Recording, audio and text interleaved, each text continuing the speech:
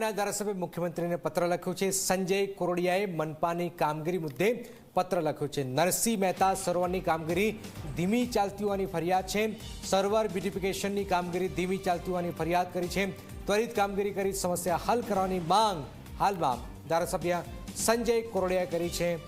Corporation સામે તેમને આક્ષેપ લગાવ્યા છે અને કહ્યું છે કે જે કામગીરી ચાલી રહી છે એ બિલકુલ ધીમી ગતિથી ચાલી રહી છે। સર્વર બ્યુટિફિકેશનની જે કામગીરી છે એ ધીમી ચાલી રહી છે, એ ઝડપી કરવામાં આવે તે માંગ સાથે મુખ્યમંત્રીને આ પત્ર લખ્યો છે। અશોક જોડાયા। અશોક, સંજય કોરડિયાએ પત્ર લખ્યો છે, સત્તા એમની છે, શાસન એમનું છે, છતાં પણ કામ નથી થઈ રહ્યા। અશોક